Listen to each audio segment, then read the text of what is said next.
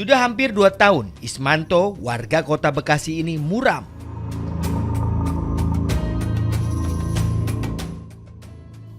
Pasalnya, Ismanto harus berpisah dengan anaknya yang kini mendekam di penjara. Ismanto mengklaim anaknya Fadil Azmi Pauzan, seorang pelajar di kota Bekasi, diduga jadi korban salah tangkap dalam kasus tawuran pada Oktober 2023 lalu. Kami punya kesaksian Fadil. Saya dipukuli Pak. Pertama itu saya satu mobil sama Ali Imron dan rekan-rekan saya nggak kenal. Saya cuma kenal dia Ali Imron karena kan dia ke rumah saya ini memperkenalkan diri. Dia ke rumah saya, terus saya dibawa ke mobil. Orang tua saya mau ikut tapi tidak diizinkan. Akhirnya saya dimasukkan ke mobil. Pada saya waktu itu di lampu merah yang Naga Swalayan Pak. Iya deket dong. Itu baru udah mending ngaku aja. Temen lu sudah ketangkep. Lah, ngaku apa Pak? Lu kemarin ketawuran kan, dia nggak bunuh kan? Lah, saya di situ bantah terus Pak. Saya bantah sampai saya menyebutkan nama demi Allah. Saya pada waktu itu saya di rumah Yulia Rahma. Saya memang nggak tahu apa-apa. Terus setiap saya ngomong di perjalanan, itu saya dipukuli terus Pak.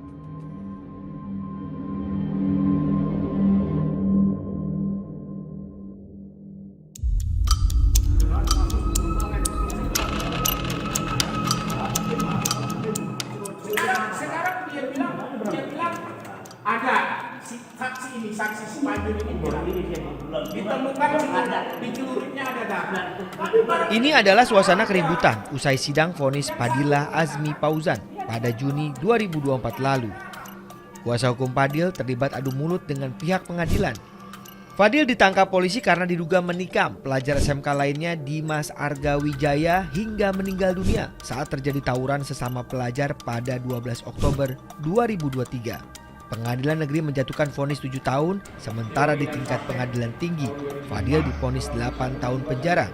Kuasa hukum terdakwa mengklaim Fadil diduga korban salah tangkap yang dilakukan polisi.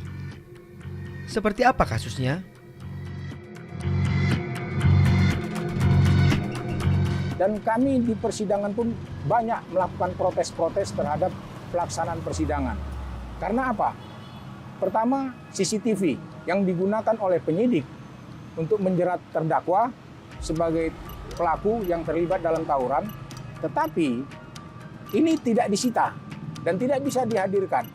Kami yang menghadirkan di persidangan dan kami meminta kepada majelis untuk dicatat dan dipertimbangkan.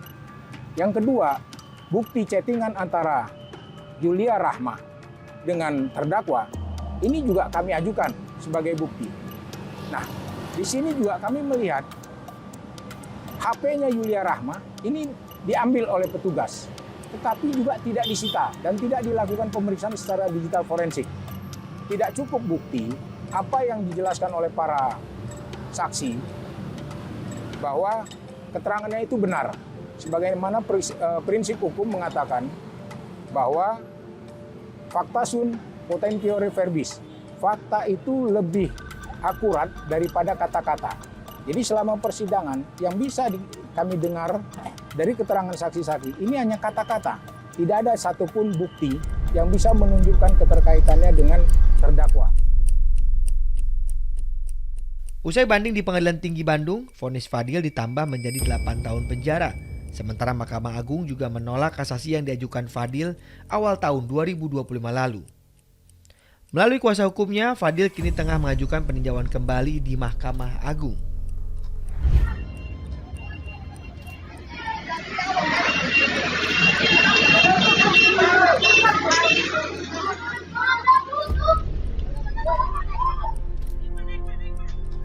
Visual CCTV ini kini jadi misteri. Ismanto, orang tua Fadilah Azmi Pauzan, mengungkap anaknya Fadil tidak bersalah. Pada CCTV, Ismanto jelas tidak melihat adanya sosok Fadil saat tawuran terjadi.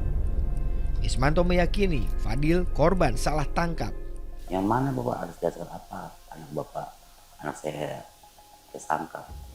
Itu Pak, langsung lihat itu Pak. Video dari CCTV di kampung sana di Pengarengan.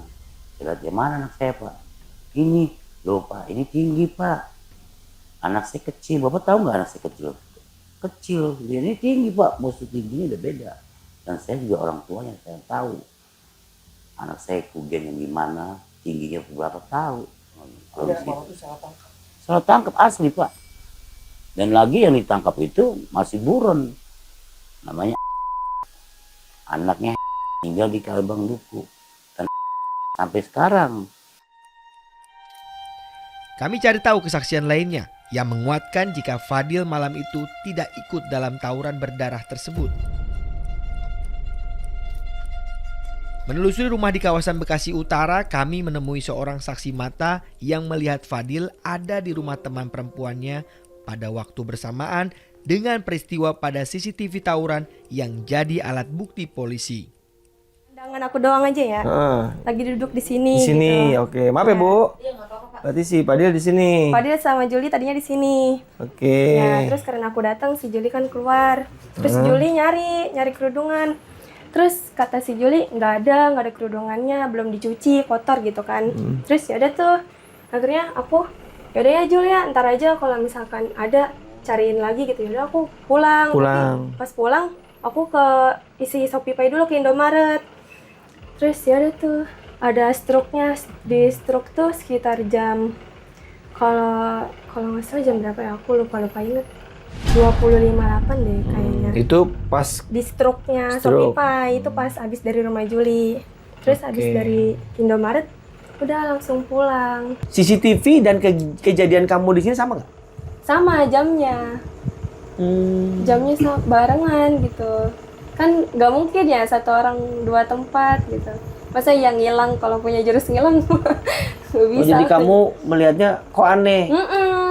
Saya juga kaget pas kan kebesokannya pas saya mau datang ke sini lagi tuh tahu-taunya kayak si rumahnya Juli tuh digembok gitu ya lah. Saya kaget kok digembok kenapa gitu. Terus tetangganya bilang tadi dibawa polisi lah. Terus saya kayak kaget kok bisa dibawa polisi gitu kan ya. Terus saya tanya kenapa Jul kok bisa. Terus ternyata si Juli bilang katanya kena tuduh ini kasus ini kan yang tawuran gitu. Terus saya heran, perasaan masih di rumah sini, kok kenapa bisa kena gitu kan. Saya juga bingung gitu, kayak nggak masuk akal aja tiba-tiba. Jadi tuduhan polisi gitu maksudnya? Tuduhan polisi. Jadi mungkin si Fadil itu malam itu lagi tawuran? Katanya gitu, cuman kan saya yang nggak percaya lah ya orang di sini kan dia. Penelusuran kami dikuatkan oleh pengakuan Fadil yang menjelaskan kronologi bagaimana polisi bisa menangkapnya dan menetapkannya menjadi tersangka.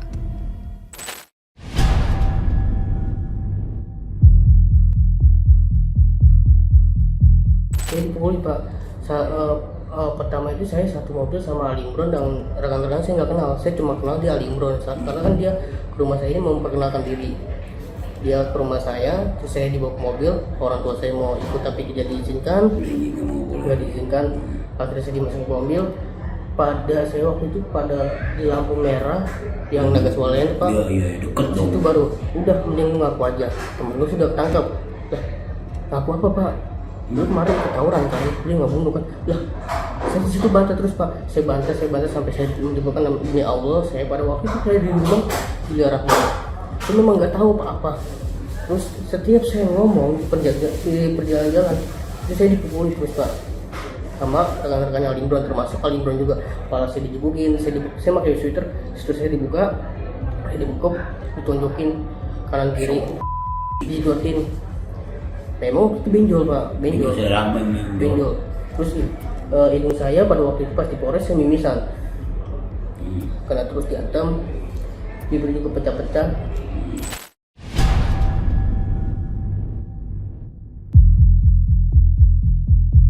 Saya suruh menunjukkan rumahnya si Jul Rahma ini, jadi saling video call. 4 orang termasuk Ali Imron dan rekannya 3 orang, dia menuju ke rumah Jul Rahma dan saling video call dari mobil gitu. Saya tunjukin kan, nah terus di situ baru diketok-ketok pintunya Jul Rahma ini. Yang nyambut maknya, kenapa ya Pak ya? Bu, di sini bener rumahnya Jul Rahma? Iya bener, ini anak saya gitu. Nah terus orang dari Ali Imronnya nanya lagi kan, kenal Padilla Azmi Fauzan. Padilla, oh kenapa gitu kan, yang sekolah SMP Cipta Karya rumahnya Penunggung. Oh iya kenapa, itu anaknya cowoknya anak saya pak gitu. Nah, terus Julia Rahma ini keluar, kenapa ya pak? Maaf deh, ini apa, ini benar si Padilla habis dari sini? Dia bilang iya benar. Julia Rahma nggak kemana-mana, benar pak, di sini aja, nggak kemana-mana. Dan juga tetangga gitu, kenapa pak ya, cowok saya di mana pak ya, digituin sama Julia Rahma. Nah terus cowok kamu ada di mobil, kamu ikut saya. Nah di situ baru dia ikut. Dan Julia Rahma ini sama mamanya juga ditekan, tapi dia tidak dipukul, cuma ditekan, suruh ngaku. Kalau misalkan dia nggak ngaku, dia bakal dipenjarakan. Julia Rahma dan maknya disuruh minum air kencing Pak Ali Imron. Siapa yang minum? Maksudnya dia dipaksa untuk minum air kencing. Siapa itu? Nanti kalau dia nggak ngaku. Iya, kalau misalnya si siapa Julia Rahma mamanya tidak ngaku, dan seperti saya juga sama dibilang lagi gitu. Kalau misalnya ngomong ini namanya kencing saya ini, dan juga pas waktu di mobil perjalanan itu saya tetap saya benar-benar tidak ikut, memang benar tidak ikut. Jadi saya kayak dipaksakan untuk ikut, mengakui dipaksa. Kalau emang saya tidak mau, saya bakal disuruh minum air kencing gitu. Udah sekarang lu ikut tawuran kan, tapi tidak membunuh.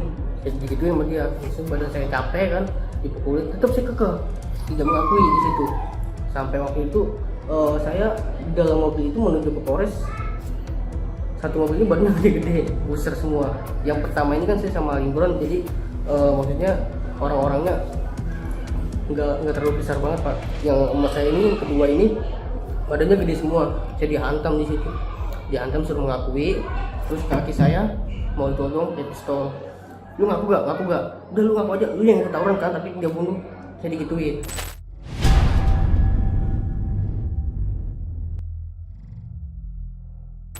BAP udah jadi duluan. BAP udah jadi duluan pas orang tua. Berarti nggak didampingin tuh pasti. Didamping pengacara yang mereka tuduh.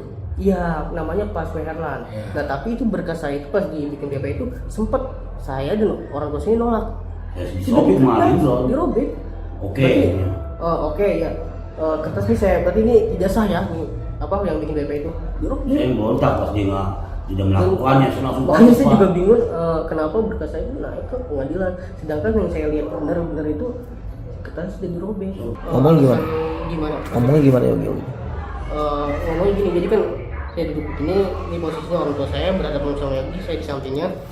Gini, ini berkas saya robek, kebanyakan lagi itu ngomong ini, dirobek, begini. Saya akan pastikan anak bapak bakal dihukum 7 tahun di penjara. Jangan main-main sama saya pak, saya Bribka Yogi, saya nggak bakal bisa ngelepasin anak bapak. Kenapa alasan dia ngomong itu? Di situ orang tua saya diam aja, saya juga diam.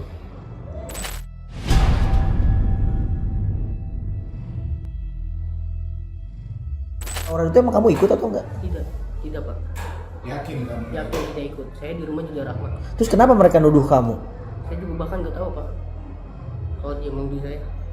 Terus yang ikut tawurannya siapa? Yang ikut tawuran ini si Pak.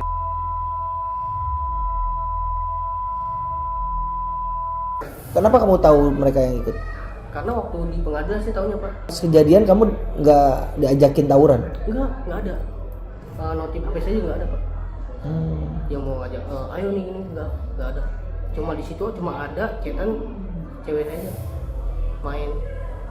Nah kenapa pas di barang bukti itu tuh yang di pengadilan itu kan HP nyokap saya. Nah HP saya ini lobet. HP saya ini kan belum dicas nih, iPhone 6. Makanya saya ngecek cewek saya ini pakai HP mama. Jadi pas saya ke rumah Julia Rahma ini saya bawa 2 HP, Realme dan iPhone. Dan pas di Pak Yogi ini kan mengasihkan barang bukti tuh, barang bukti semua kayak jaket, terus juga motor. Tapi nggak diperiksa HP kamu? HP saya waktu di penyidikan ini cuman kayak dibuka-buka aja gitu, nggak tahu saya juga. Terus nggak diperlihatkan loh kamu nelpon si Panjul tanggal 12? Nggak ada. Terus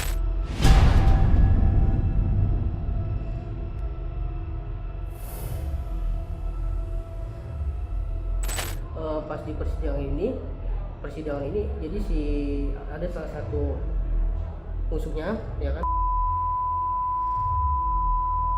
yang depan ini pakai Scoopy warna hitam merah, dan itu juga pakai jaket orang tinggi. Kenapa saya menyebutkan si itu? Karena motor ini Scoopy merah. Iya, saya tahu karena kan dia satu sekolah sama saya. Saya tahu Scoopy merah, sering juga pakai jaket hitam dia, yang warna hitam. Tinggi orangnya. Dan itu kawan-kawannya juga mengatakan yang membacok kan Iya, Kawan-kawan siapa? teman-temannya. favorit dia tuh Haji Mamun. Paling ini Pak, kalau dia selalu pergi selalu pakai ini Pak nih, jaket ini dia. Kalau dia mau kemana selalu pakai jaket ini, jaket anak saya. Sering saya lihat pakai ini. Usai berjuang selama hampir 2 tahun, kini harapan Ismanto untuk bisa membebaskan anaknya tinggal menyisakan proses peninjauan kembali atau PK yang diajukan ke Mahkamah Agung. Belum ada jawaban dari PK tersebut. Ismanto terus berupaya mencari keadilan. Sementara itu, dugaan adanya pelanggaran etik oleh polisi dalam penangkapan Fadil terjawab dengan adanya pemeriksaan pihak Propam. Kami sudah membuat laporan pengaduan masyarakat ke Propam Polda Metro. Dan dari hasil penyidikan Propam Polda Metro, Propam menemukan adanya pelanggaran.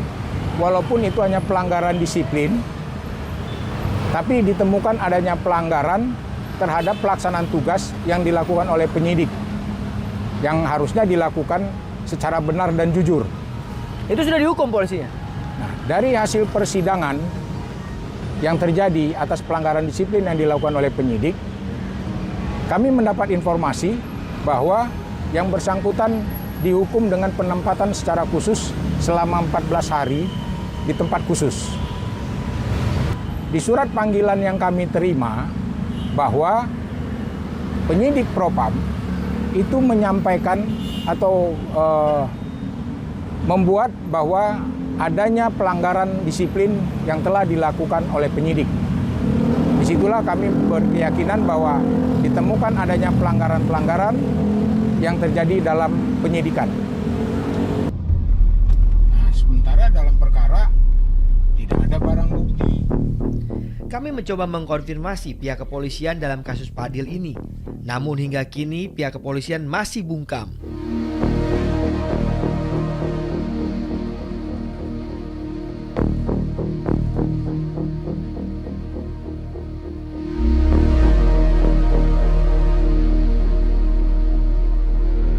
Kasus salah tangkap yang diduga dialami Fadil sebenarnya bukan kali ini saja terjadi. Sebut saja Peggy Perong dalam kasus Vina di Cirebon. Pengadilan Negeri Bandung mengabulkan semua gugatan pra-peradilan Peggy Setiawan alias Peggy Perong. Penetapan tersangka terhadap Peggy dalam kasus pembunuhan Vina Dewi Arsita dan Muhammad Rizky Rudian alias Vina dan Eki di Cirebon pada 2016 dinilai cacat hukum. Hal ini menunjukkan Peggy diduga merupakan korban salah tangkap oleh kepolisian. Ada lagi kasus pengamen di Cipulir yang juga sempat ramai dibicarakan. Arga Pitra Samosir, Fatahila, Fikri Pribadi, Bagus Firdaus, Andro Supriyati, dan Nurdin Prianto ditangkap dengan tuduhan bertanggung jawab atas tewasnya Diki Maulana, rekan mereka sesama pengamen. Mereka juga diduga disiksa agar mengakui perbuatan membunuh Diki. Padahal mereka justru yang menemukan Diki dan melaporkannya ke polisi. Pengakuan keluarga yang menyebut Fadil diduga korban salah tangkap patut jadi perhatian serius. Agar tidak ada lagi orang yang jadi korban peradilan sesat.